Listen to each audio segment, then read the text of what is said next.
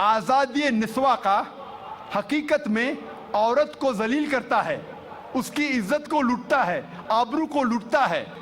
The Western society claiming to uplift the woman has actually degraded her to a status of concubines, mistresses and society butterflies which are hidden behind the colorful screen of art and culture. ये मगरबी तहजीब जब कहती है कि हम औरतों के दर्जे को बुलंद करते हैं, हकीकत में वो औरतों को तवाइफ बनाते हैं, रखेल बनाते हैं, बाजार की जीनत बनाते हैं, आर्ट और कल्चर के रंगीन पर्दे के पीछे। आर्ट और कल्चर के नाम पे वो कहते हैं कि हम औरतों को आज़ादी दे रहे, हकीकत में वो उन्हें जलील करते हैं। और हम देखते हैं वुमेन्स लिबरलाइजेशन के नाम पे ये वेस्टर्नर्स क्या कर रहे हैं। आप देखेंगे अक्सर एडवर्टीजमेंट में आपको औरतें मिलेंगी। जो चीज औरतें इस्तेमाल नहीं करती उसमें भी औरतें मौजूद है। मिसाल के तौर पे आप अगर मोटरसाइकिल की ऐड देखेंगे, कितने खवातीन, कितने औरतें दुनिया में मोटरसाइकिल चलाती है, कितने, फिर भी मोटरसाइकिल की ऐड में आप औरतों को देखेंगे। एक बहुत फेमस ऐड थी, मुझे किसने कहा था, BMW मोटर गाड़ी की। एक गाड़ी है BMW जो नौजवानों में बहुत फेमस है, बहुत मशहूर है। आमतौर पे मर्सिडीज को माना जाता है बहुत अच्छी गाड़ी, लेकिन नौजवानों में BMW वो और तेज है, उसका पिकअप अच्छा है, तो नौजवान पसंद करते हैं BMW गाड़ी, और तेज और पिकअप, वेरी फास्ट कार। तो मुझे किसने कहा था, एक मशहूर एडवर्टीजमेंट थी BMW की। उस BMW के आगे उस एडवर्टीजमेंट में एक औरत है बिकिनी में, उसके बदन पे बहुत कम लिबास था बिकिनी में, और वो ऐड में लिखा था, वो गाड़ी के आगे खड़ी थी वो औरत बिकिनी में, और एडवर्टीजमेंट में लिखा था टेस्ट ड्राइव हर नाउ, उसे घुमाओ और देखो अभी, किसको, लड़की को या गाड़ी को। ये मगरबी तहजीब उनके माओ को बेचती है, उनके बेटियों को बेचती है, उनके बहनों को बेचती है। हम इसको बिल्कुल गलत कहते हैं। हम नहीं चाहते कि हमारे माँ, हमारे बहन, हमारी बेटियां बाजार की जीनत बने। वो लिबरलाइजेशन के नाम पे, तरक्की के नाम पे अपने खातून, अपने औरतों को बेच रही है।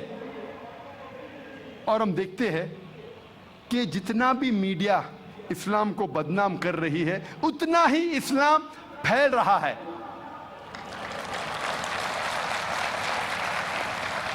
आज सबसे ज्यादा फैलने वाला मजहब सारी दुनिया में नंबर 1 इस्लाम। यूएसए में सबसे ज्यादा फैलने वाला मजहब इस्लाम, यूरोप में सबसे ज्यादा फैलने वाला मजहब इस्लाम। और जो लोग, जो गैर मुसलमान इस्लाम कबूल करते हैं, उनमें से 2/3 हिस्सा औरतें हैं। 2/3 ऑफ देम आर वुमेन। अगर इस्लाम औरतों को जलील करता है तो औरतें इस्लाम कबूल क्यों करते? ये अमेरिकन औरतें इस्लाम को क्यों कबूल कर रही है? ये यूरोपियन औरतें इस्लाम को क्यों कबूल कर रही है? क्योंकि वो जानते हैं कि औरतों के मसाइल का हल इस्लाम है। वो जानते हैं कि औरतों के लिए रहमत है इस्लाम। अल्लाह ताला फरमाते हैं सूरह अल इमरान में, सूरह नंबर 3 आयत नंबर 54 में, मकरो मकर अल्लाह वल्लाहु खैरुल माकिरीन। उन लोगों ने प्लान किया, साजिश की, अल्लाह ने भी प्लान किया, और सबसे बेहतरीन प्लानर अल्लाह है। जितना वो इस्लाम को दबाने की कोशिश कर रहे हैं, उतना ही इस्लाम तेजी से फैल रहा है। और खुसूसन मीडिया 11 सितंबर 2001 के बाद जो तेजी से इस्लाम को बदनाम कर रहा है, अल्हम्दुलिल्लाह सुम्मा अल्हम्दुलिल्लाह, उतनी ही तेजी से इस्लाम फैल रहा है।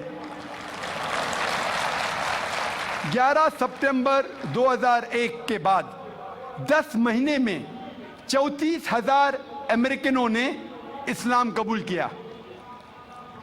11 सितंबर 2001 के बाद 9 महीने में 22,000 यूरोपियन लोगों ने इस्लाम कबूल किया। जितना भी वो इस्लाम को दबाने की कोशिश कर रहे हैं, उतना ही इस्लाम फैल रहा है। इसीलिए मैं कहता हूं, इस्लाम इंसानियत के लिए रहमत है, जहमत नहीं। जब मीडिया कहती है कि इंसानियत के लिए इस्लाम एक मसला है, हालांकि इंसानियत के मसाइल का हल है इस्लाम। मैं तकरीर को ख़त्म करना चाहता हूँ।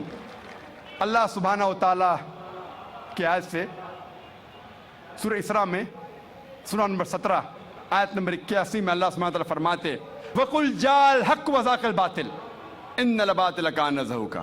कह दो हक आ चुका है और बातिल खत्म हो गया है, और बातिल को खत्म होना ही था। वाखिर दावाना अल्हम्दुलिल्लाहि रब्बिल आलमीन।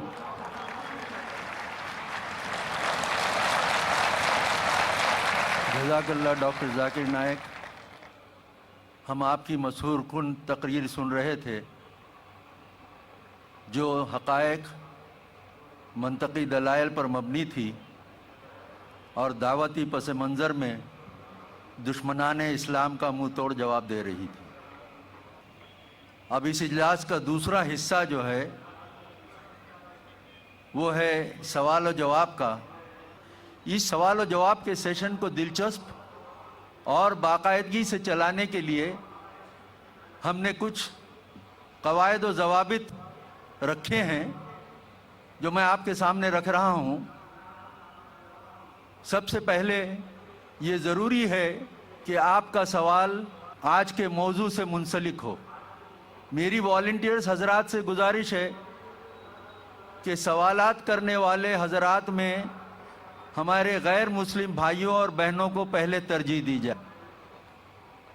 साथ ही जो सवाल करे वो अपना नाम और अपना प्रोफेशन बतलाए।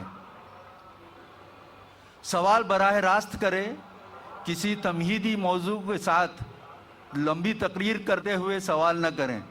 वक्त कम है, इख्तिसार से काम लें। हर सवाल के जवाब मिलने पर दोबारा उस पर सवाल करने की कोशिश न करें। अगर आप दोबारा सवाल करना चाहते हैं तो आपको दोबारा सवाल करने के लिए कतार में जाना होगा। सवाल और जवाब के सेशन को हम इस तरतीब से शुरू कर रहे हैं कि यहाँ मेरे बाएं हाथ पर एक माइक है जिस पर आप आकर सवाल कर सकते हैं। एक बीच में है माइक जहाँ से एक सवाल हमारे भाई कर सकते हैं, और एक माइक ख़वातीन के शोबे में रखा गया है जहाँ से बहनें सवाल कर सकती हैं। जो हजरात सवालात करना चाहते हैं वो माइक पर आकर कतार में खड़े रह सकते हैं और कतार लगाने के बाद सवाल कर सकते हैं।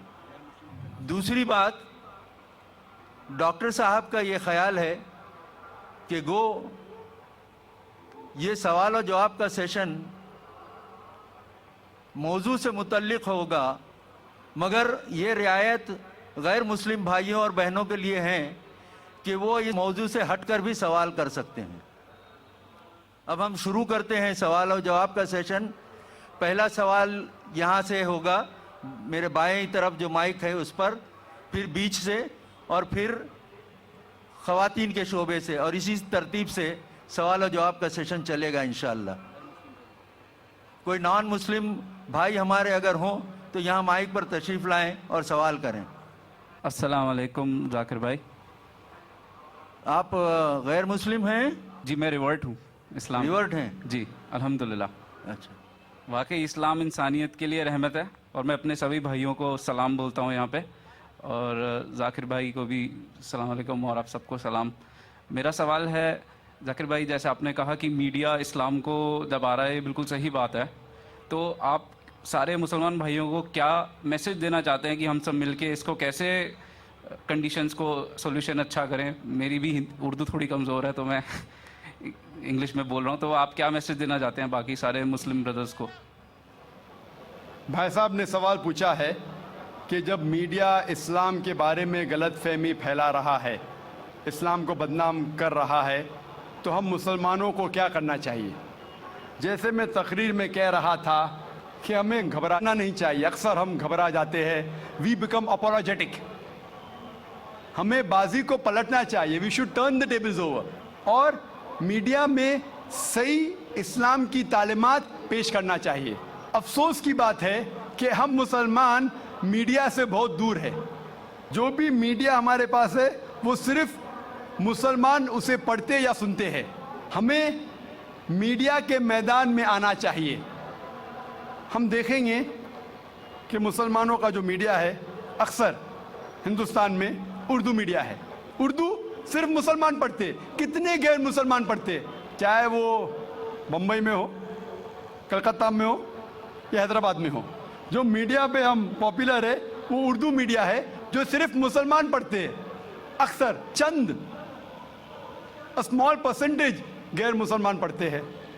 उसी तरीके से जो भी हमारा मीडिया है, रेडियो ब्रॉडकास्ट स्टेशन हो या टेलीविज़न चैनल हो, हम देखेंगे मिडल ईस्ट में अरबिक है, अरबी सिर्फ मुसलमान दिखते हैं और पढ़ते हैं। हमारे पास इंटरनेशनल लैंग्वेज के चैनल होना चाहिए, मैगजीन्स होना चाहिए, न्यूज़पेपर होना चाहिए। आज इंटरनेशनल लैंग्वेज है अंग्रेजी।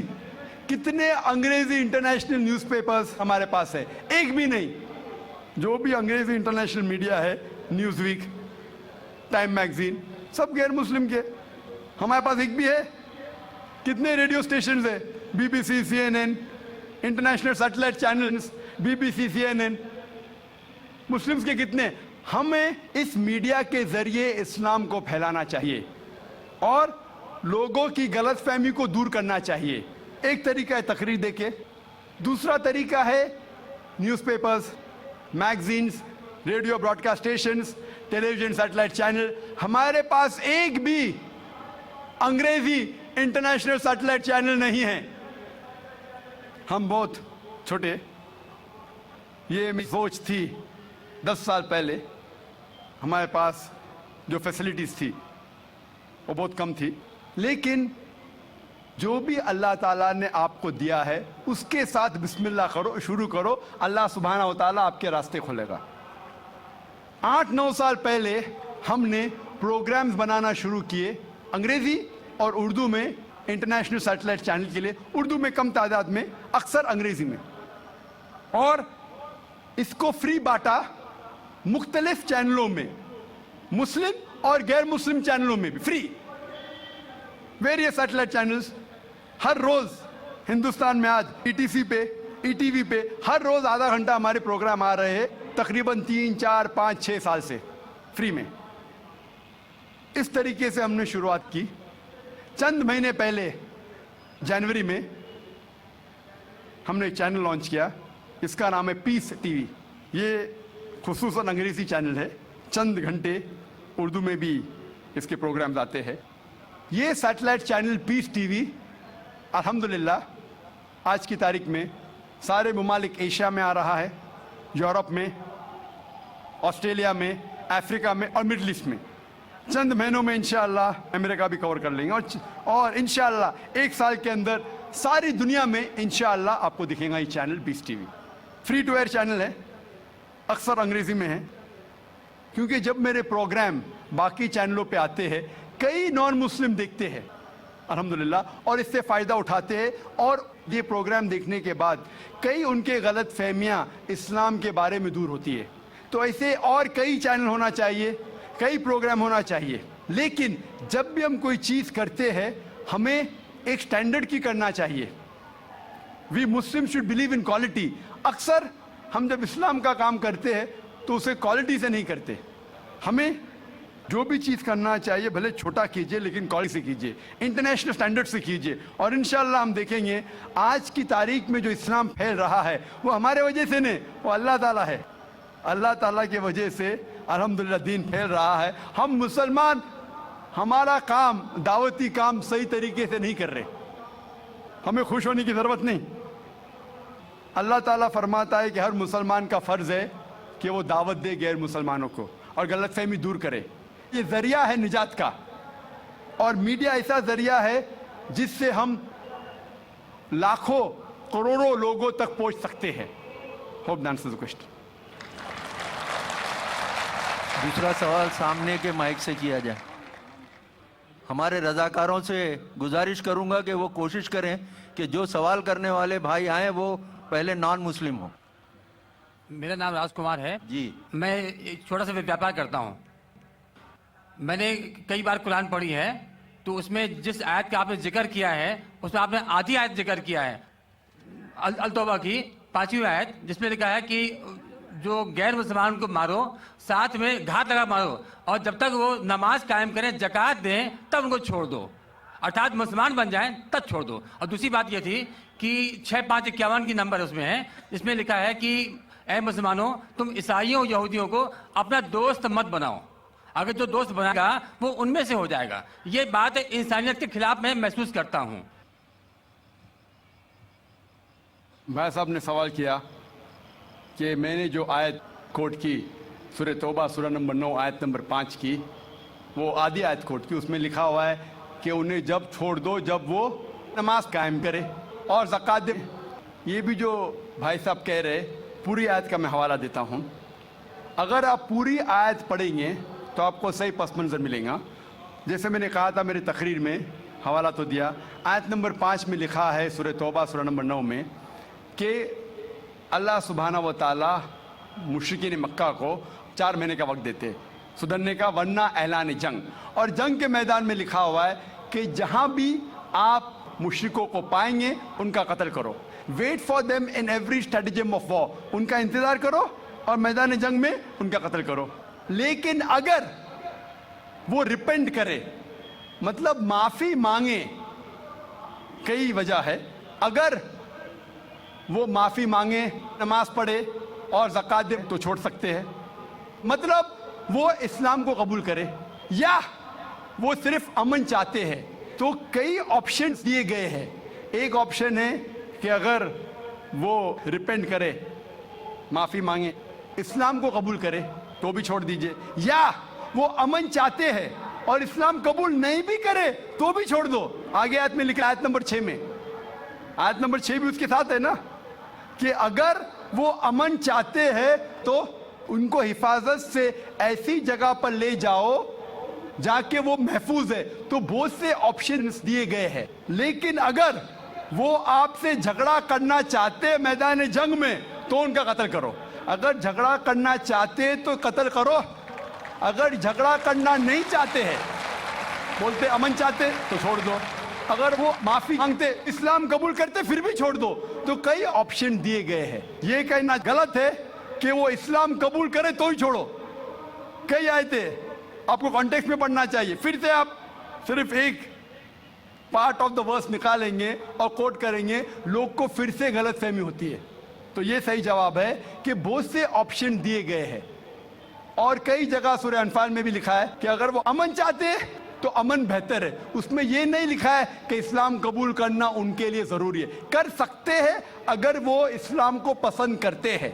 कुरान में लिखा है सूरह बकरा में सूरह नंबर 2 आयत नंबर 256 में 256, ला इक्राह फिद्दीन, इस्लाम में ज़बरदस्ती नहीं है। There is no compulsion religion, truth stands out clear from error. हक बातिल से अलग है। हक, truth is clear from error. जो हक की बात है वो गलत बात से अलहदा है। हमें हक पेश करना चाहिए। अगर वो कबूल करे तो अच्छी बात है, नहीं कबूल करे तो भी कोई बात नहीं। और कई ऐसे आयतें कुरान की, सूरह काफिरून भी है, सूरह नंबर 109, जिसमें लिखा गया है कि कह दो काफिरों से जो लोग इस्लाम को झुटलाते हैं, हम वो चीज़ की इबादत नहीं करेंगे जो आप करते हैं या जो आप चाहते हैं, ना आप उनकी इबादत करते हैं जिसको हम मानते हैं, ना हम आप जिसे कहते हैं उसकी इबादत करेंगे, ना आप करेंगे हम जिसे कहते हैं। लकुम दीनुकुम वलियद्दीन, आपके लिए आपका दीन, हमारे लिए हमारा दीन। तो हमारा फर्ज है कि सच्चाई लोगों तक पहुंचाओ। पहुंचाने के बाद अगर वो मानते हैं तो अल्हम्दुलिल्लाह, अच्छी बात है। नहीं मानते तो भी अल्हम्दुलिल्लाह, तो भी कोई बात नहीं, हमको सवाब मिलेगा। हमें हक बात करने का सवाब मिलेगा, चाहे वो माने या ना माने। तो हमारा फर्ज है कि अच्छी बातें करे, चाहे इंसान माने या ना माने। तो यही कई आयतों में आप पढ़ेंगे और पस मंजर में देखते हैं, कॉन्टेक्स्ट में देखते हैं, तो ये लिखा है। आप कुछ सेकंड क्वेश्चन पूछे थे, आपने कुछ और भी सवाल पूछे थे, आप जरा 6551 नंबर जी 6551 आयत नंबर दिया था, उसका आपने जिक्र नहीं किया। 6551 जिसमें लिखा हुआ है कि ए ईमान लाने वालों, तुम ईसाइयों या यहूदियों को अपना दोस्त मत बनाओ। भाई साहब ने सवाल, ये आयत सीमित है या असीमित है? क्या ईसाइयों और यहूदियों को अपना दोस्त मत बनाओ, ये कौन सी आयत? 6551, लेकिन कुरान में लिखा हुआ है सूरह अल इमरान में सूरह नंबर 3 में 2 जगह लिखा है कि ये जो तर्जुमा कर रहे हैं कि यहूद और ईसाई को अपना दोस्त मत बनाओ, ये तर्जुमा सही नहीं है। सही तर्जुमा है कि do not make Christians and Jews your protectors in preference to believer. अगर आपके पास चॉइस है ईमान वालों के साथ और क्रिश्चियन और यहूद के साथ फॉर प्रोटेक्शन के लिए, जो लफ्ज तर्जुमा है दोस्त, friend is not a correct translation. It should be do not approach them for protection, मतलब अपने आप को प्रोटेक्ट करने के लिए बनिस्बत मोमिन मुसलमान के बदले यहूद और क्रिश्चियन की तरफ मत जाओ, ये लिखा है। उसका मतलब ये नहीं कि उनसे दोस्ती मत रखो, क्योंकि कई जगह कुरान में और आयतें आते, मिसाल के तौर पे कुरान मजीद में सूरह मुम्तहिना सूरह नंबर 60 आयत नंबर 8 में लिखा है कि Allah forbids you not from being just towards those काफिर, those non Muslims who do not fight your faith not drive you out of your home. Allah सुब्हाना व तआला आपको जस्ट रहने से मना नहीं करता उन गैर मुसलमानों के साथ जो आपके मजहब के खिलाफ लड़ते नहीं और आपको अपने घर के बाहर निकालते नहीं। और उसके आगे लिखा है, लेकिन जो गैर मुस्लिम, जो काफिर आपको आपके मजहब के लिए लड़ते हैं, आपको अपने घर से निकालते हैं, तो उनके पास मत जाओ प्रोटेक्शन के लिए, हिफाजत के लिए। तो अल्लाह की कई आयतें हैं, ये कहीं भी नहीं लिखा है, लेकिन प्रोटेक्शन के लिए, हिफाजत के लिए अगर आपके पास चॉइस है, पूरी आयत है कि अब प्रेफरेबल, बेहतर है कि आप मुसलमान और मोमिन के पास जाइए बनिस्बत ईसाई और यहूद के पास। Hope that answers the question.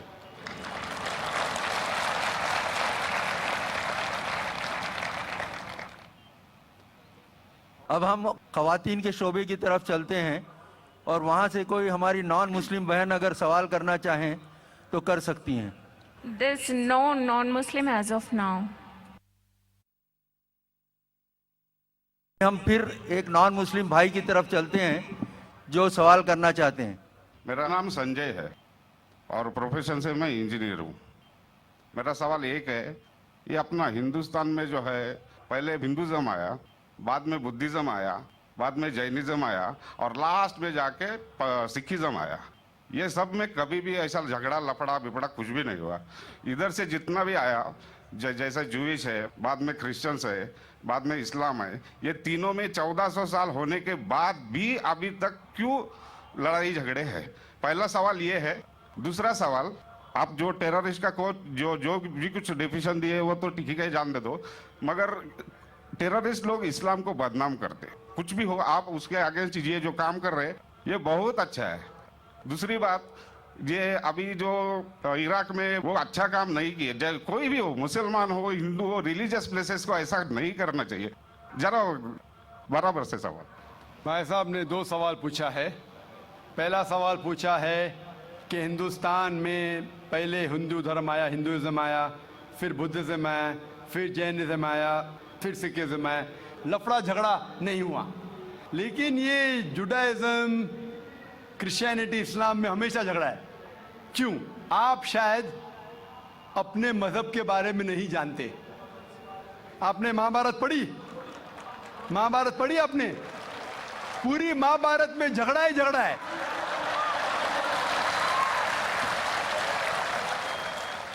बाकी मजहब के नहीं, अपने आपस में। अगर आप पढ़ते महाभारत, जो एक स्मृति है जो मैं पढ़ चुका हूं, उसके अंदर कजिन्स, रिश्तेदारों के बीच पांडव 5 और कौरव 100 झगड़ा होता है। महाभारत में झगड़े के बारे में जितने वर्सेस है कुरान मजीद से कई गुना ज्यादा। अगर गिनेंगे हम, कुरान मजीद गिनेंगे कितने वर्सेस है, महाभारत में कई ज्यादा है। और जब आप भगवत गीता पढ़ते हैं, भगवत गीता महाभारत का एक हिस्सा है, 18 चैप्टर्स है। भीष्म पर्व के चैप्टर नंबर 25 to 42 को कहते हैं भगवत गीता। और भगवत गीता सबसे ज्यादा पढ़ी जाने वाली किताब है हिंदू मजहब में।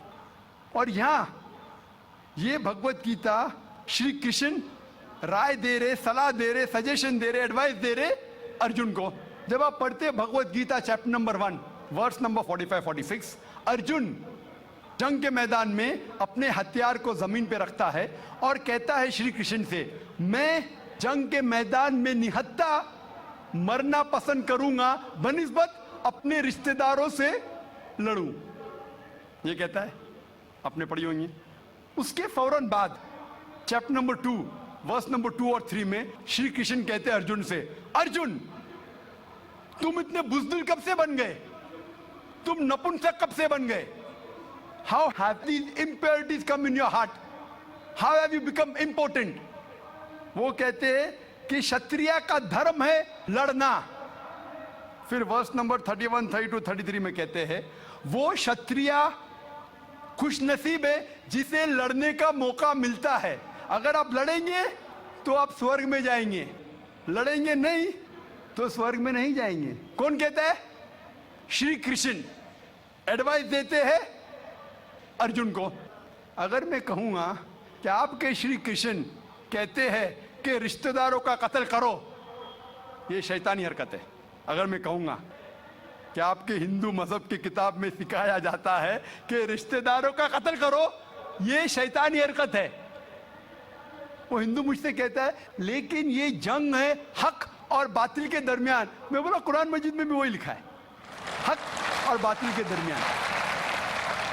मैं जानता हूं हिंदू मजहब में ये नहीं लिखा है कि रिश्तेदार कत्ल करो, लेकिन हक के लिए लड़ना भी पड़े, नो प्रॉब्लम।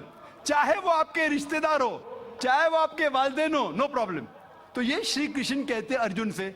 और जो क्रिटिक्स ऑफ इस्लाम उछालते मोहम्मद सल्लल्लाहु अलैहि वसल्लम की हदीस को, सही बुखारी की जिल्द नंबर 4 हदीस नंबर 46 किताब जिहाद में अल्लाह के रसूल कहते कि जो भी मुजाहिद जिहाद के लिए जाता है, अगर उसका कत्ल होता है तो वो जन्नत पे जाता है, अगर वो जिंदा वापस लौटता है तो उसे इस दुनिया का माल मिलता है।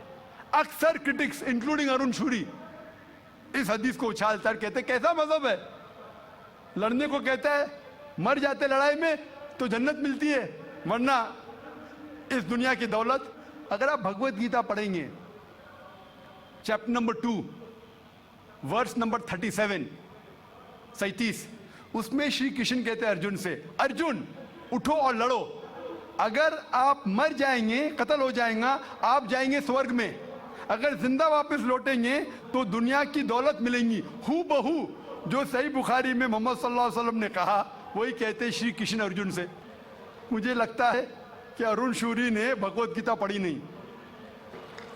अगर पढ़ी होती तो इस्लाम के खिलाफ नहीं लिखते। तो आपको सही जानने के लिए दोनों किताबों का मुताला करना पड़ेगा। आप कह रहे हिंदुइज्म आया, बुद्धिज्म आया। अशोका क्या किया? लाखों लोगों को मारा। आप बोलते कत्ल हुआ ही नहीं। आप शायद भूल गए, आपने हिंदुस्तान की तारीख पढ़ी ही नहीं। तो हिंदुस्तान की तारीख आप पढ़ेंगे, यहाँ भी कई लाखों लोगों का कत्ल हुआ है।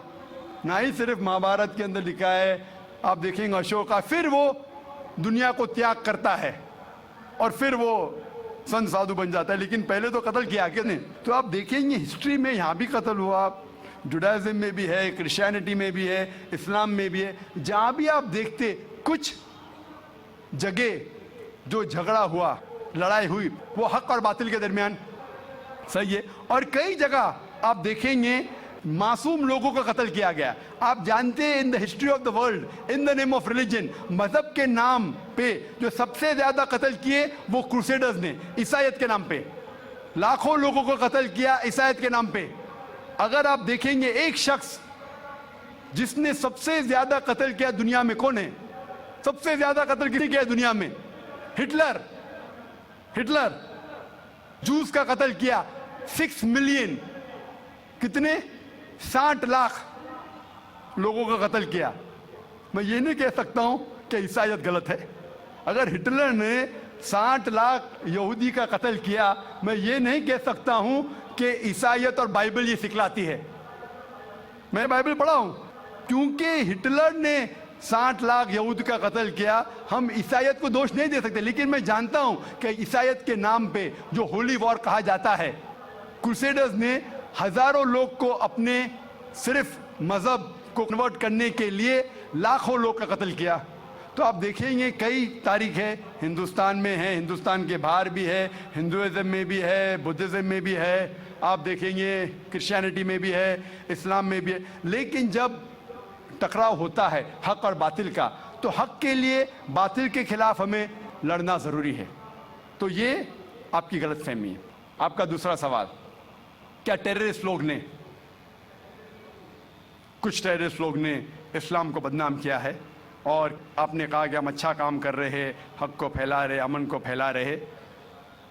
आप कहते हैं, कुछ हद तक सही कहते, जैसे मैंने कहा कि जो मीडिया जिसे टेररिस्ट कहती है, वो टेररिस्ट कौन से टेररिस्ट है वो हमें जानना जरूरी है।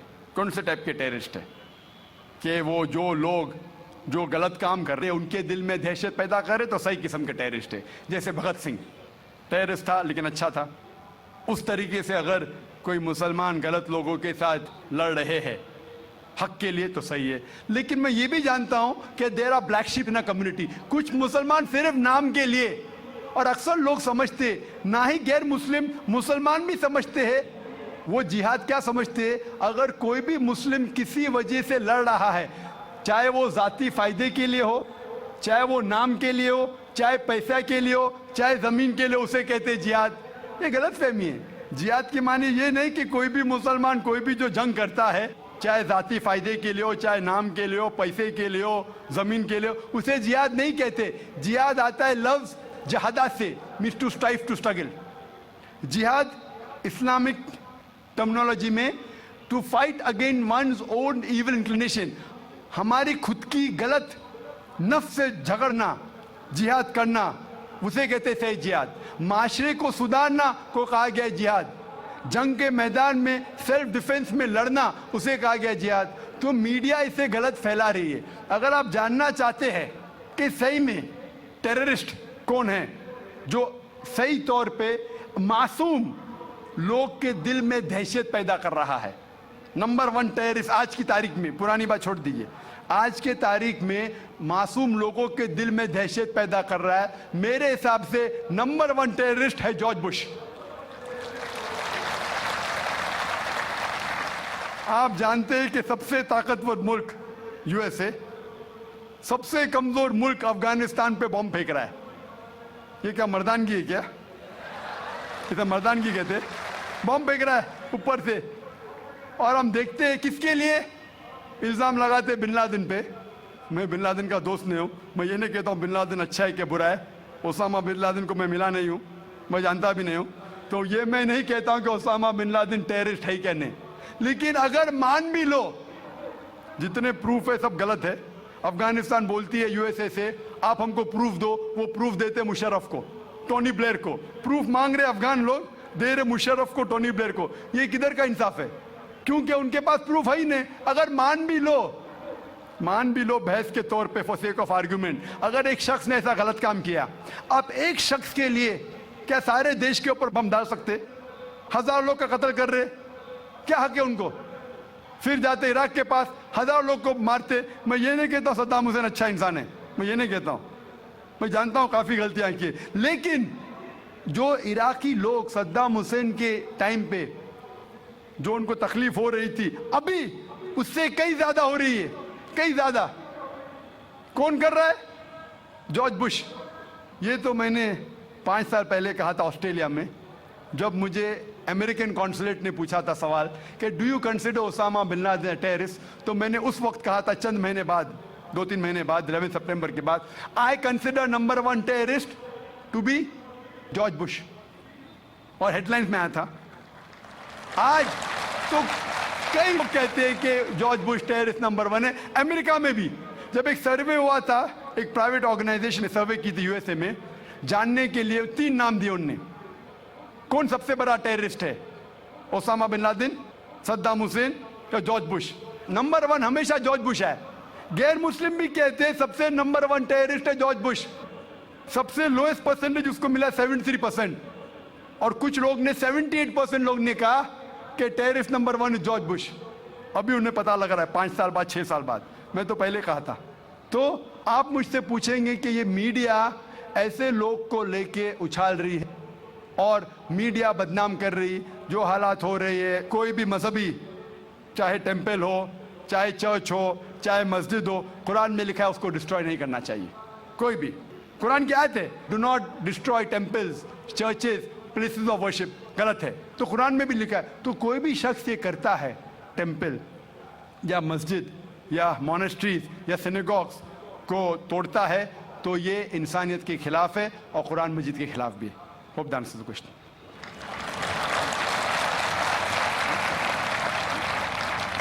अगला सवाल हमारे यहाँ से करेंगे भाई। मेरा नाम श्रीनिवास है। दीन की बात को समझने के लिए दिल की जरूरत है या दिमाग की?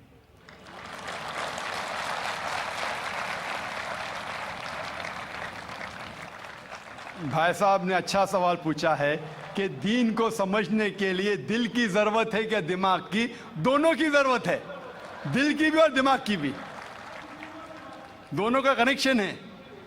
दिल की भी जरूरत है, दिमाग की भी जरूरत है।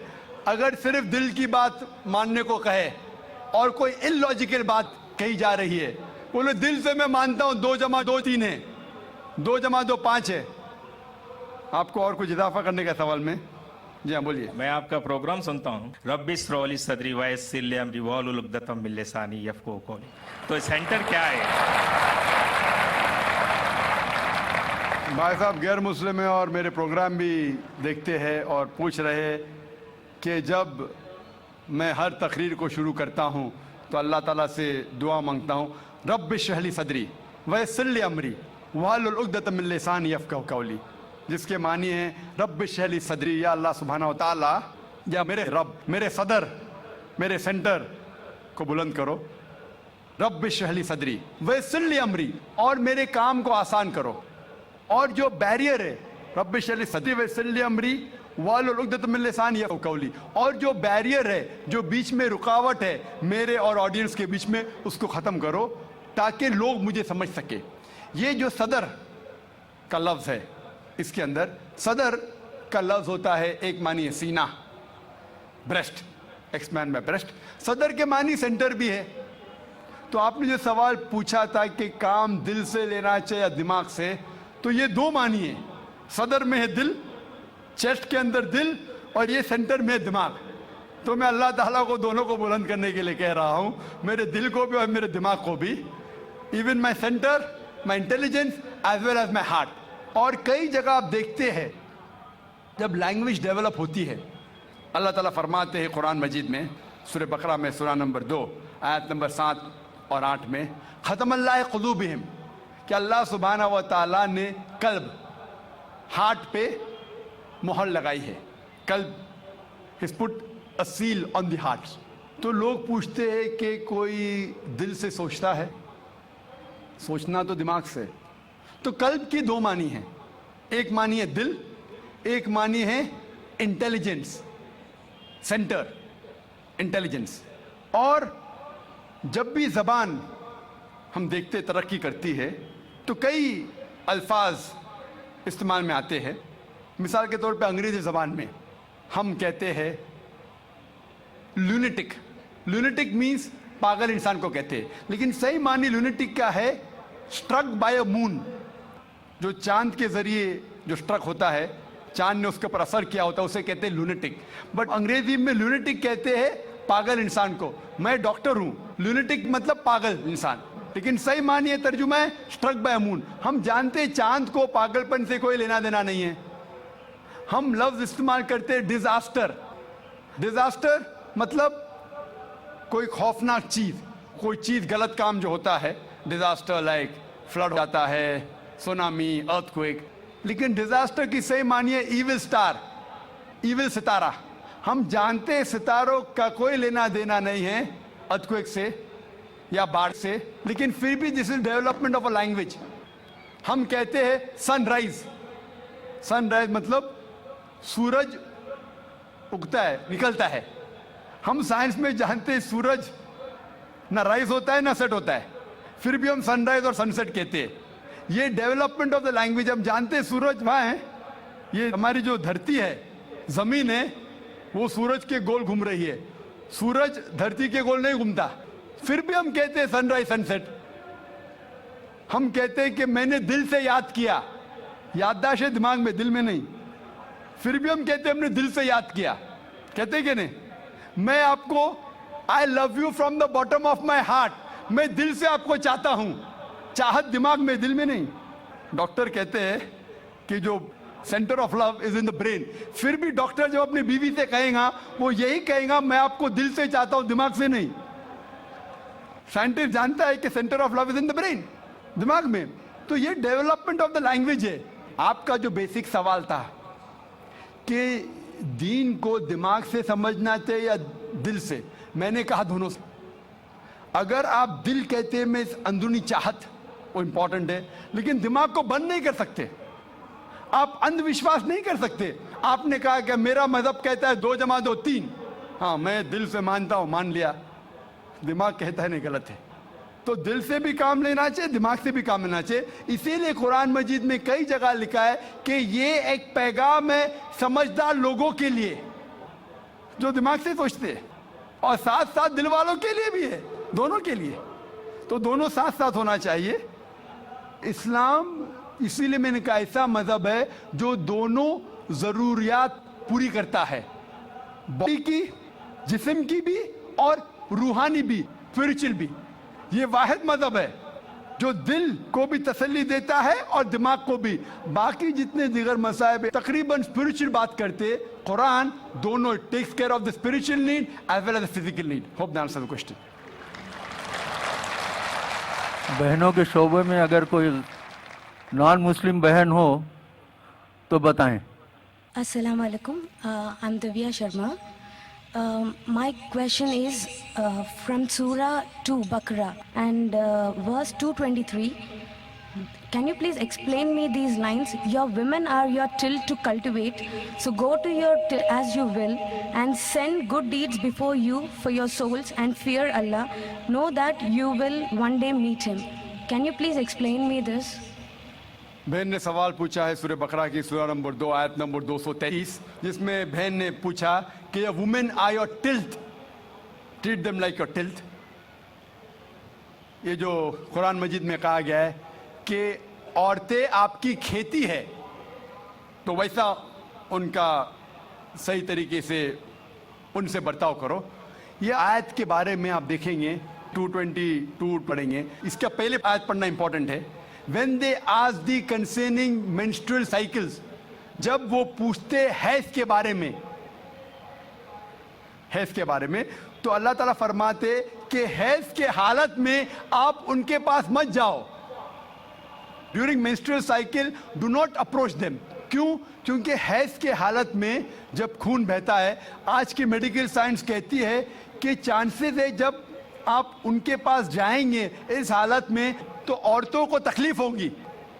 उसके अलावा बीमारी फैलने के हाई चांसेस है खून के जरिए, इसीलिए उनके पास मत जाइए, वरना औरतें आपकी खेती है, आप जब चाहे जा सकते हैं, मतलब वो आपकी है, आपके लिए। और कुरान में आप पढ़ेंगे उसके पहले सूरह बकरा में सूरह नंबर 2 आयत नंबर 187 में कहा गया है, हुन्ना लिबासुल लकुम व अंतुम लिबासुल लहुन्ना। आप उनके लिबास है, वो आपकी लिबास है। मतलब आपकी बीवियां आपके लिबास है और आप अपनी बीवियों के लिबास है। लिबास का मतलब गारमेंट्स। मेन मकसद है लिबास का कवर करना, प्रोटेक्ट करना, छुपाना, ब्यूटीफाई करना, ये काम है मियाँ बीवी का। तो ये आयत में जो कहा गया है menstrual cycle don't approach them and they are your tilth, treat them as you can. और इसके और कई मानी हैं जो medically we can prove. A land, जब हल चलाते हैं तो हल चलाने के लिए आपको पता है कि बैल के पीछे एक सख्त चीज होती है, लकड़ी। उस तरीके से आप, there are various different meaning that be careful. जो जमीन रहती है it is very soft, the soil is soft. संभाल के आप ट्रीट कीजिए, संभाल के उनके पास अप्रोच कीजिए।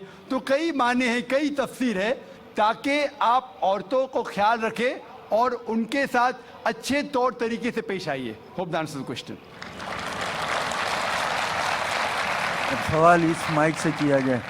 आप गैर मुस्लिम हैं, नाम बताएं अपना। हेलो, अस्सलाम वालेकुम डॉक्टर जाकिर साहब।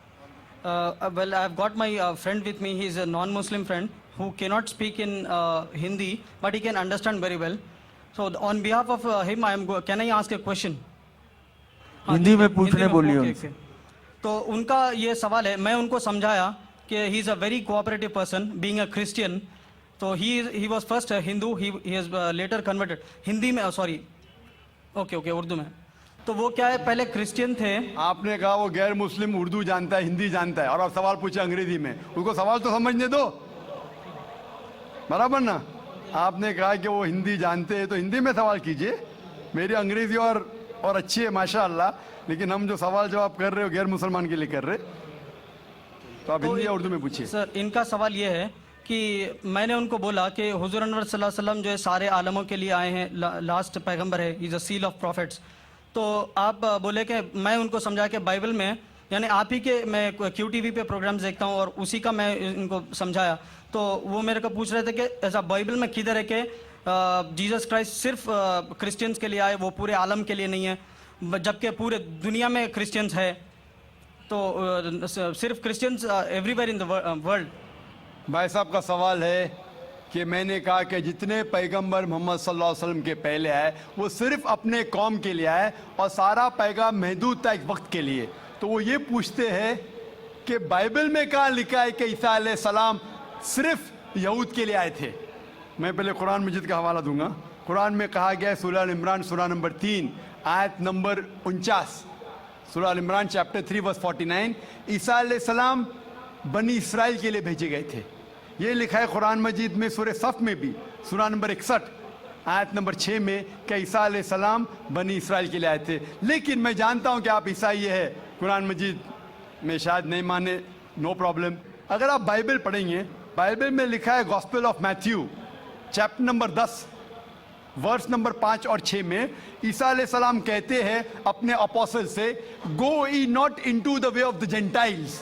जेंटाइल्स के मानी हैं नॉन जूज, यहूद के अलावा अगर चाहे वो मुस्लिम हो, हिंदू हो, क्रिश्चियन हो, उन्हें कहते हैं जेंटाइल्स। ईसा अलैहिस्सलाम कहते हैं अपने शागिर्दों से, अपोस्टल से, go ye not into the way of the Gentiles, enter ye not into the city of the Samaritans, but rather go to the lordship of the house of Israel.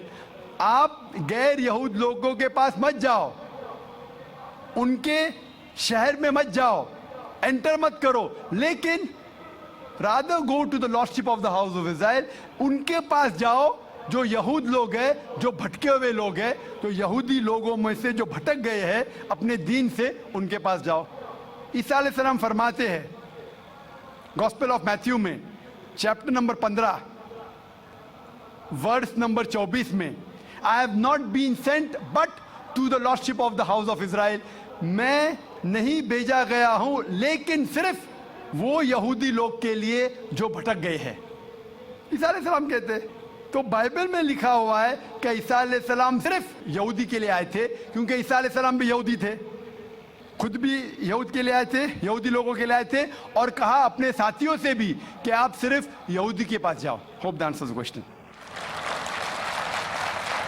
अगला सवाल सामने वाले माइक से किया जाए। नमस्कार साहब, जाकिर साहब, मैंने आपका प्रोग्राम बहुत बार टीवी पे देखा था।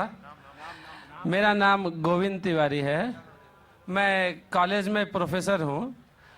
मैं जिस एरिया में रहता हूँ उस एरिया के आसपास कई मुस्लिम ऑर्गेनाइजेशन अपने स्कूल चलाते हैं, और उस स्कूल में स्टार्टिंग में जब प्रेयर होता है वहाँ पर न ही वंदे मातरम गाया जाता है। जब मैंने उनके प्रिंसिपल से पूछा कि आप ऐसा क्यों करते हो, आप वंदे मातरम भी नहीं गाते हो स्कूल में, तो कहते हैं वंदे मातरम में हिंदू है। और उनकी स्कूल में, कई स्कूलों में हिंदी भाषा ही नहीं है, हिंदी ही नहीं पढ़ाया जाता है। और उनके कहा ना देशभक्ति की कुछ भी पढ़ाने के लिए वे कतराते हैं। देशभक्ति के लिए आपके मजहब में किस तरह से डिफाइन किया गया है, ये जरा मुझे बताएंगे। भाई साहब ने एक सवाल पूछा है कि वो कई बार मेरे प्रोग्राम सुनते हैं टेलीविज़न पे, और कहा है कि एक इलाका है जहाँ कई मुसलमान स्कूल है लेकिन वहाँ वंदे मातरम नहीं पढ़ाया जाता है, हिंदी नहीं पढ़ाया जाता है, क्या ये सही है? और आपके मज़हब में, इस्लाम में देशभक्ति के बारे में क्या कहा गया है? पहला सवाल कि मुस्लिम स्कूल में वंदे मातरम क्यों नहीं कहा जाता। हमें ये देखना चाहिए कि कोई भी गाना या कोई भी चीज़ आप कहते हैं उसकी मानी क्या है। आप जब वंदे मातरम पढ़ते हैं उसकी मानी है कि हम सिजदा करते हैं इस देश जो हमारी माता है, ऐसे कहा जाता है, और हम इसकी पूजा करते हैं। ये हमारे लिए शिर्क है, शिर्क है इस्लाम में, और गलत है हिंदुइज्म में भी। हिंदुइज्म में भी आपको इबादत सिर्फ करना चाहिए एक खुदा की, धरती की नहीं। तो हिंदुइज्म में भी गलत है, क्रिश्चियनिटी में भी गलत है, इस्लाम में ही गलत है। लेकिन आम हिंदू अपने मजहब को नहीं जानते, अपनी मजहबी किताबें नहीं पढ़े हैं, इसीलिए कोई भी आप गाना गाते हैं अगर उसके मानी खुदा के खिलाफ है, अल्लाह सुब्हाना व तआला के खिलाफ है, भगवान के खिलाफ है, तो ऐसा गाना गाना गलत है। आपने मुझे शुरुआत में नमस्ते कहा, नमस्ते, नमस्ते के क्या मानी है भाई साहब, आप बोल सकते हैं? नहीं पता क्या मानी है? माइक्रोफोन ऑन कीजिए जरा भाई साहब का।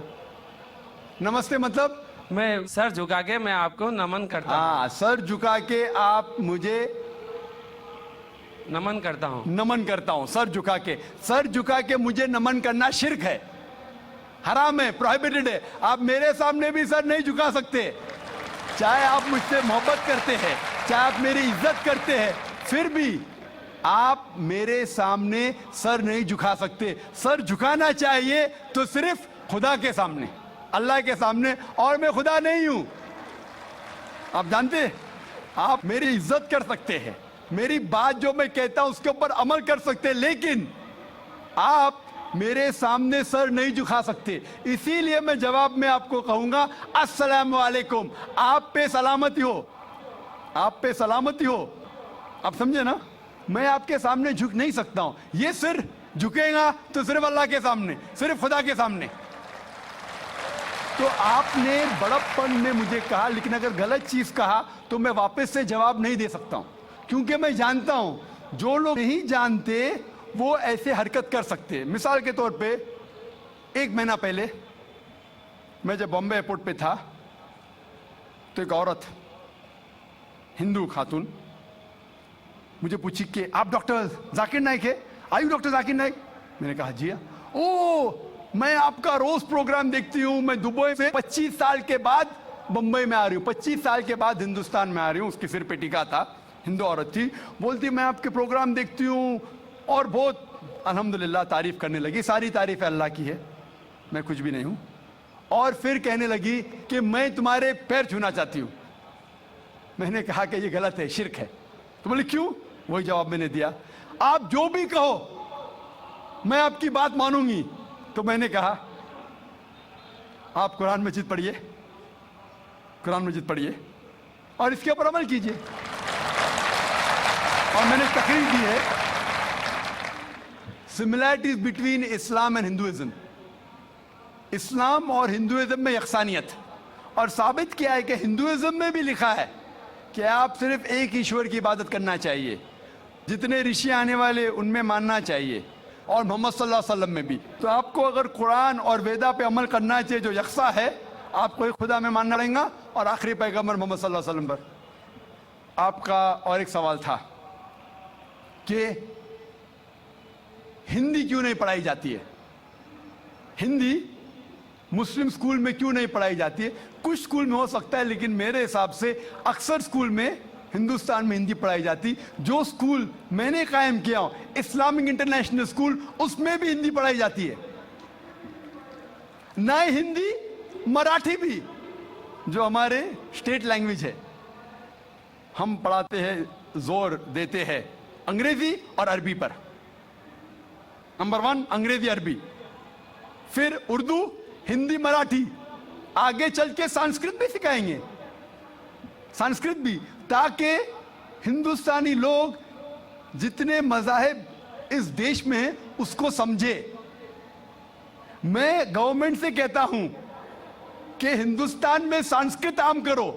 संस्कृत आम करेंगे तो लोग वेदा पढ़ेंगे, पढ़ने के बाद हक के तरफ आएंगे और हिंदू मुस्लिम एक हो जाएंगे। हिंदी को छोड़ो, संस्कृत, क्योंकि वेद संस्कृत में, हिंदी में नहीं है।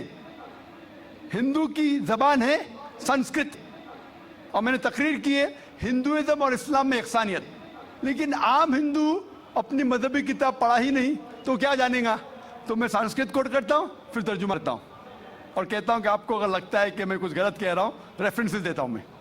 आपका आखिरी सवाल था कि इस्लाम में देशभक्ति के बारे में क्या कहा गया है। इस्लाम में कहा गया है कि सबसे पहले जो मैं बात मानना चाहिए वो हमारे खालिक की, बनाने वाले की, खुदा की, अल्लाह की, सबसे पहले। अगर अल्लाह की बात से कोई दूसरी बात टकराती है तो उसे छोड़ देना चाहिए। जहां तक कि मैं हिंदुस्तानी हूं और मैं गर्व से कहता हूं कि मैं फंडामेंटलिस्ट मुस्लिम हूं, I am a good practice Indian. Fundamentalist, बुनियाद परस्त मुस्लिम भी हूं और अच्छा हिंदुस्तानी भी हूं। मैं हिंदुस्तान के कॉन्स्टिट्यूशन को जानता हूं। हिंदुस्तान के कॉन्स्टिट्यूशन में एक भी चीज फर्ज नहीं है जो इस्लाम में हराम है, और ऐसी कोई भी चीज नहीं है जो हमें मजबूर करती है जो इस्लाम में हराम है। और हिंदुस्तान के कॉन्स्टिट्यूशन में, इंडियन कॉन्स्टिट्यूशन में ऐसी कोई भी हराम चीज नहीं जो इस्लाम में फर्ज है और इंडियन कॉन्स्टिट्यूशन में हराम है। तो मैं दोनों को साथ में लेके चलता हूं। लेकिन अगर टकराव होगा, मेरे हिसाब से I can be a very good Muslim and a good Indian. मैं अच्छा मुसलमान भी हूं और अच्छा हिंदुस्तानी भी हूं। लेकिन अगर आगे चल के, अभी तो कोई टकराव नहीं है, लेकिन अगर आप ऐसे देश में हैं जो देश का कानून अपने खालिक के कानून से टकराता है, तो खालिक का कानून ऊंचा है, खालिक का कानून ऊंचा है, खुदा का कानून ऊंचा है, अल्लाह का कानून ऊंचा है, फिर आता है देश। देश ने हमें, ठीक है, ये देश में हम जीते हैं, देश हमारे लिए फैसिलिटीज देता है, लेकिन हमें जान किसने दी? देश ने या खालिक ने? खुदा ने दी। ये हवा जो है, ये हवा के बिना 5 मिनट भी आप जिंदा नहीं रह पाएंगे। कितना? 5 मिनट भी नहीं जिंदा रह पाएंगे। किसने दी? देश ने या अल्लाह ने? खुदा ने।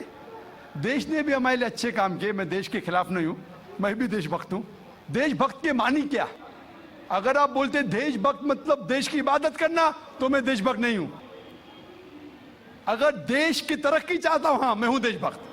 तो देशभक्त के मानी क्या इंपॉर्टेंट है। अगर देशभक्त मतलब देश की इबादत करना, तो ये गलत है। इबादत सिर्फ मैं खालिक की करता हूं, अल्लाह की करता हूं, खुदा की करता हूं। लेकिन देश की भलाई चाहता हूं। अगर वो देश कोई कानून लागू कर रहा है, वो शरीयत के अंदर है, खुदा के कानून के दायरे के अंदर है, तो मैं उनके साथ हूं। कई चीजें इस्लाम में मुबाह है, ऑप्शनल है, और अगर देश उसे कहता है कि करो, तो मैं करूंगा। लेकिन अगर कोई देश, चाहे वो अमेरिका हो या यूके हो, वहां का कानून अगर इस्लाम के खिलाफ है, तो मैं उस देश के कानून के खिलाफ जाऊंगा, क्योंकि मैं सबसे पहले मोहब्बत करता हूं खालिक से, खुदा से, अल्लाह से, फिर अपने देश से। तो जहां तक के देश का कानून खालिक के कानून से नहीं टकराता है, हमें उस कानून पे अमल करना चाहिए। और मेरे नजरिए से एक भी हिंदुस्तान का कानून मुझे मजबूर नहीं करता इस्लाम के खिलाफ। इसीलिए मैं कहता हूं I am a very good practising Muslim, fundamentalist Muslim, at the same time a very good practising Indian. Hope that answers the question. अब चूंकि हमारे पास वक्त बहुत कम है, लिहाजा हम ज़्यादा से ज़्यादा और 2 सवालात रख सकते हैं या 2 राउंड पूरे कर सकते हैं इंशाल्लाह। तो हमारे ख़वातीन के शोबे में कोई अगर गैर मुस्लिम बहन है तो फ़ौरन सवाल करें। No non-Muslims here. अच्छा, हमारे यहाँ कोई भाई हैं गैर मुस्लिम? आइए। अस्सलाम वालेकुम जाकिर भाई, श्री राम राजू है मेरा नाम। तो जो आप कॉन्सेप्ट आपका सुनता हूँ मैं, तो वेद, चतुर्वेद और भगवत गीता में जो कॉन्सेप्ट है एक अल्लाह का, तौहीद, रिसालत, आखिरत, यही कॉन्सेप्ट जो ना आप लोग पेश कर रहे हैं।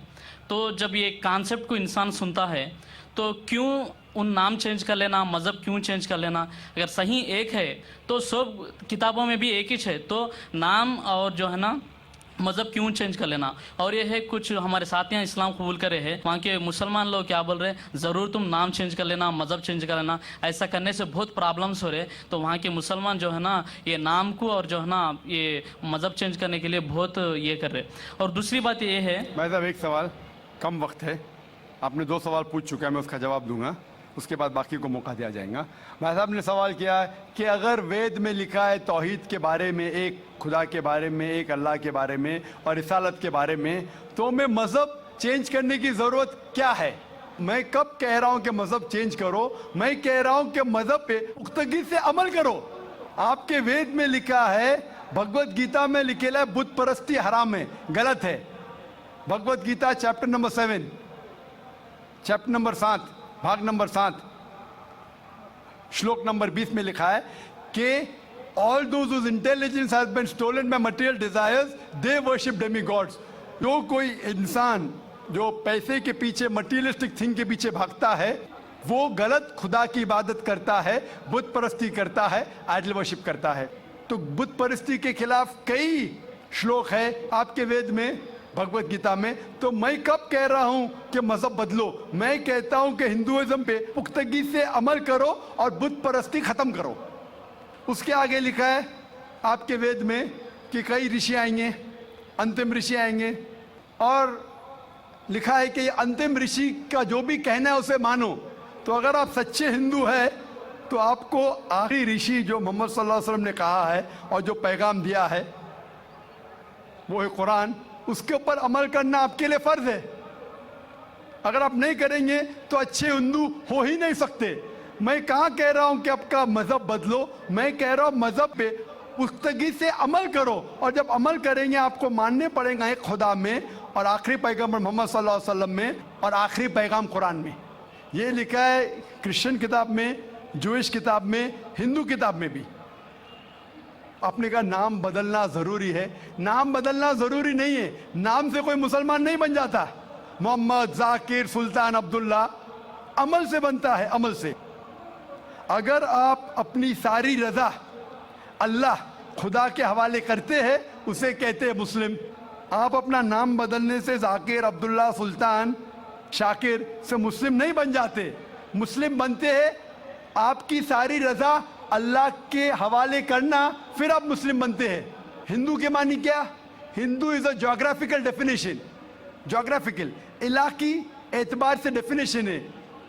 जो कोई इंसान, जो कोई शख्स इंडस वैली के इर्द गिर्द रहता है, in the land of Indus valley, जो इंसान सिंधु नदी के आसपास रहता है, उसे कहते हैं हिंदू। ये लफ्ज़ हिंदू सबसे पहले इस्तेमाल किया गया था अरबों ने जब इस देश में आए। तो हिंदू लफ्ज़ सबसे पहले इस्तेमाल किया था अरबों ने। तो ज्योग्राफिकली जो भी शख्स इस देश में रहता है उसे हिंदू कहते। तो ज्योग्राफिकली मैं हिंदू हूँ, मजहबी एतबार से नहीं, ज्योग्राफिकली, इलाके एतबार से। अगर आप कहते हैं कि हिंदू मतलब बुद्ध की पूजा करना, तो मैं हिंदू नहीं हूँ। लेकिन इलाके एतबार से मैं इंडियन हूँ, इलाके एतबार से मैं हिंदू हूँ, और खुदा को मानने के एतबार से मैं मुस्लिम हूँ, क्योंकि मैं सारी रज़ा अल्लाह के हवाले करता हूँ। और इस्लाम में भी नाम बदलना फ़र्ज नहीं है। नाम बदलना फ़र्ज़ नहीं, अगर वो नाम शिरकाना है जिसमें शिरक की बू आ रही है तो बदलना फ़र्ज़ है, वरना नाम बदलना फ़र्ज़ नहीं। आप अपना पुराना नाम भी रख सकते, अमली तौर पे आप अल्लाह की बात मानो तो आप अच्छे मुसलमान बनेंगे। Hope that answers the question. अगला सवाल हमारे गैर मुस्लिम भाई हैं तो सामने से करें। मेरा नाम टी रमेश है, मैं यूनाइटेड एयरफोर्स कोरियर में काम कर रहा हूँ। मेरा सवाल ये है कि थोड़े दिन पेपर में और मीडिया में देखा है ऐसा, जो स्पोर्ट्सर है वो कहते हैं कि तो कपड़े के लिए रिस्ट्रिक्शंस रखे से उनको रिस्ट्रिक्शंस करे, ऐसा खेलना नहीं, तो वही पिक्चरों में तो बहुत दिन से ऐसा करे, उसके लिए क्या है? और एक सवाल है मेरा, मैं आपका क्यू टीवी देखता हूँ और वो रीजनल लैंग्वेज में ट्रांसलेट कर ले तो बहुत अच्छा रहता है। भाई साहब ने 2 सवाल पूछा है। दूसरा सवाल था कि मेरे क्यू टीवी के तकरीर है रीजनल लैंग्वेज में ट्रांसलेट करे तो अच्छा है। मेरे तरफ से कोई भी मानियत नहीं है, कोई रिस्ट्रिक्शन नहीं, जो भी चाहे कर सकता है, नो कॉपीराइट। लेकिन मैं आपकी ज़बान नहीं जानता हूँ, आपके हैदराबादी लोग करना चाहिए, कोई रिस्ट्रिक्शन नहीं, नो कॉपीराइट, इंशाअल्लाह सवाब मिलेगा। जहाँ तक कि पहला सवाल था कि इस्लाम में मीडिया में कुछ महीने पहले स्पोर्ट्स के बारे में रिस्ट्रिक्शन आया था, कपड़े पहनने के बारे में, तो आपकी राय क्या है? आपका जो सवाल है वो सानिया मिर्ज़ा के बारे में है ना? सानिया मिर्ज़ा के बारे में ना, तो डायरेक्ट पूछिए ना, मुझे पता है कि हैदराबाद से ताल्लुक़ रखती हो। और ये सानिया मिर्ज़ा के इशू के बारे में कई महीनों तक इंडियन मीडिया फिर फॉरेन मीडिया इसे उछाली और ये एक talk of the town front page के ऊपर आ चुका था कि इस्लाम सानिया मिर्ज़ा के ख़िलाफ़ है, मौलाना लोग ने उसके ख़िलाफ़ बात किए वगैरह वगैरह। मैंने काफ़ी रिप्ले पढ़ी, लेकिन मेरी राय ये है कि ऐसे जब सवालात उठते हैं तो हमें हिकमत से काम लेना चाहिए, हिकमत से। मैं ये नहीं कहता हूँ कि जो मौलाना ने फतवा दिए या कई लोग ने जो कहे, अक्सर मौलाना ने सही फतवा दिए अक्सर, लेकिन काफ़ी पॉलिटिशियन बीच में आ गए हो सब। मैं मुख्तसर से आपको उसका बयान दूंगा। लोग कह रहे थे कि इस्लाम रिस्ट्रिक्ट्स इंटरनेशनल स्पोर्ट्स, कि इस्लाम स्पोर्ट्स की तरक्की के ख़िलाफ़ है, और सानिया मिर्ज़ा से मीडिया पूछ रही थी कि इस्लाम हराम कहता है तो क्यों आप ऐसे कपड़े पहन रहे वगैरह वगैरह। मैं ये पूछना चाहता हूं कि सानिया मिर्ज़ा लॉन टेनिस में नंबर 31 थी, अभी 34 हो गए, वापस से लगभग करीब है, 31-34 नंबर पे है। आप सबसे number 1 top seed Serena Williams से क्यों नहीं पूछते, क्यों नहीं उससे पूछते कि उसका मजहब उसे इजाज़त देता है ऐसे कपड़े पहनने की? आप मौलाना से क्यों पूछते कि इस्लाम में जायज़ है क्या नहीं? आप जाके प्रीस्ट से क्यों नहीं पूछते? आप जाके पोप से क्यों नहीं पूछते क्या सेरेना विलियम्स जो नंबर 1 है ऐसे कपड़े पहनना क्रिश्चियनिटी अलाउ करती है क्या नहीं? पोप मेरे नज़रिए से बिल्कुल कहेगा हराम है। क्लियरली लिखा है हिजाब के बारे में बुक ऑफ ड्यूटोनॉमी में चैप्टर नंबर 22 वर्स नंबर 5 में हिजाब के बारे में लिखा हुआ है। 1 Timothy chapter number 2 verse number 9 में कि औरतें अच्छे कपड़े पहनना चाहिए, sober, modest. The woman should wear modest clothes with shamefacedness with sobriety, should not have braided hair of gold not way pearls. मतलब भड़कीले कपड़े नहीं पहनना चाहिए, सोने नहीं पहनना चाहिए, और अच्छे से पेश आना चाहिए इज्जत के साथ। और क्रिश्चियनिटी में भी ऐसे कपड़े पहनना हराम है। अगर आप प्रीस्ट से पूछेंगे, कोई भी प्रीस्ट कहेगा। इसीलिए आप देखते हैं कि नन लोग मुस्लिमा जैसे लिबास पहने, इस्लाम के लिबास पहने, पूरा जिस्म ढका हुआ है, सिर्फ चेहरा और हाथ कलाई तक दिखता है। तो आप जब कहते हैं कि जो लोग मजहबी है, जो औरतें मजहबी है, उन्हें ऐसे कपड़ा पहनना चाहिए, हमारे हिसाब से हर औरत, हर मुस्लिम खातून मजहबी होना चाहिए और उसे अच्छे कपड़े पहनना चाहिए। मीडिया क्या करती है? उछालती है। और अफसोस की बात, हमारे कई मुसलमान पॉलिटिशियन वो कहने लगे कि ये मौलाना है ना, ये सिर्फ मजहबी तक रहना चाहिए, स्पोर्ट्स में नहीं आना चाहिए, स्पोर्ट्स के बारे में नहीं कहना चाहिए। मैं ये मुस्लिम पॉलिटिशियन से कहता हूं कि वो अपने पॉलिटिक्स तक महदूद रहो, इस्लाम के दायरे में मत आओ। वो कहता है कि मौलाना जो है ना, ये हमारे स्पोर्ट्स वुमेन को तरक्की करने से रोकते हैं।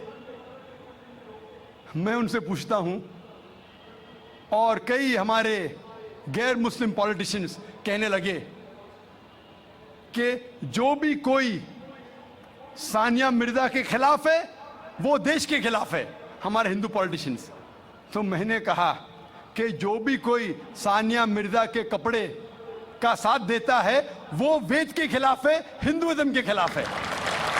हिंदुइज्म में भी लिखा है, आप हिंदू किताब पढ़ेंगे, वेद पढ़ेंगे, जिल्द नंबर 10 लिखा हुआ है, चैप्टर नंबर 85, श्लोका नंबर 30, और ऋग्वेद में लिखा हुआ है जिल्द नंबर 8, चैप्टर नंबर 33, मंत्रा नंबर 19 में कि ब्रह्मा ने, खुदा ने आपको औरत बनाया है, इसलिए नजर नीचे करो और अपना सर ढाको। तो हिंदुइज्म में भी हिजाब है। तो ये हिंदू पॉलिटिशियन अपनी मजहबी किताब पढ़े ही नहीं। वो जो कहते हैं कि सानिया मिर्जा के लिबास के खिलाफ है वो देश के खिलाफ है, मैंने कहा जो सानिया मिर्जा के लिबास के साथ है वो हिंदू मजहब के खिलाफ है। और मैं कहता हूं ये पॉलिटिशियन से, चाहे हिंदू या मुस्लिम हो, कि इंटरनेशनल स्पोर्ट्स को तरक्की से रोकना नहीं चाहिए। हम जानते हैं कि पहले लॉन टेनिस में, बैडमिंटन में हम देखेंगे खवातीन पूरे कपड़े पहनती थी, पूरी ढकी हुई थी। जैसे टाइम गुजरता जा रहा है, कपड़े कम होते जा रहे। तो पहले तो लोग खिलते थे, मुस्लिम और गैर मुस्लिम खवातीन भी, अभी क्यों जरूरी आ गई?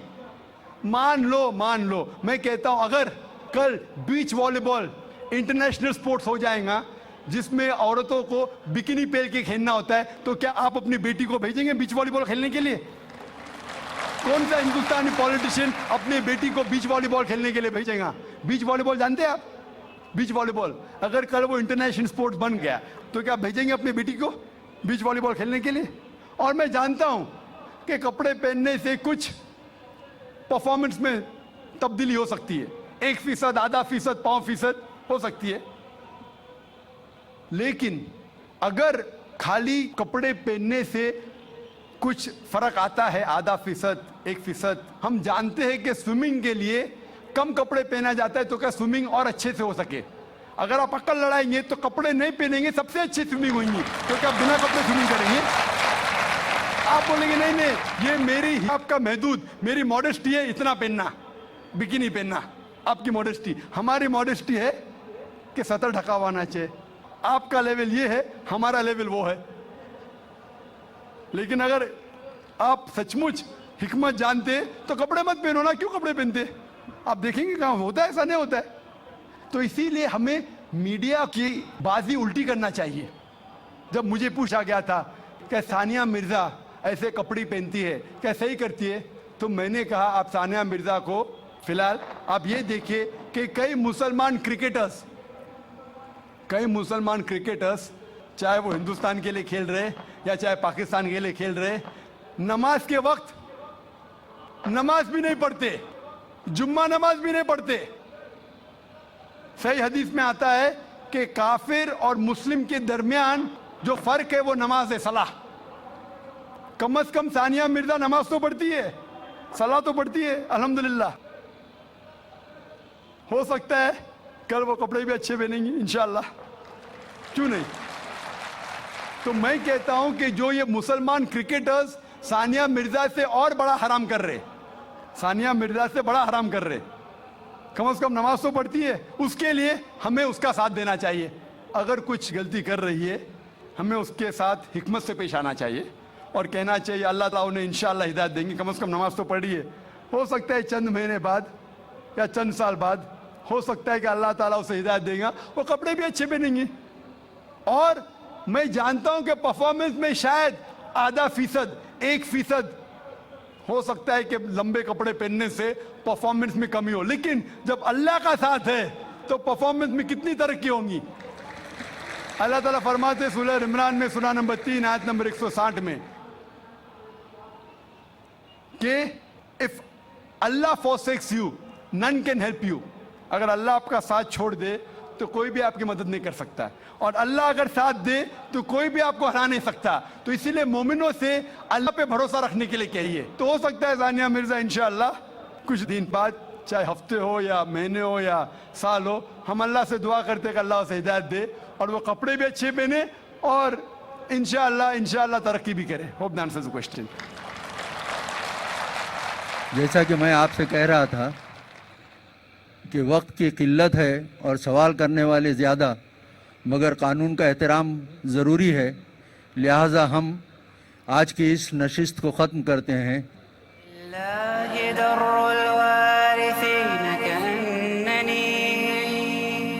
بأخصهم متبرم بمكاني قلقا يجهزني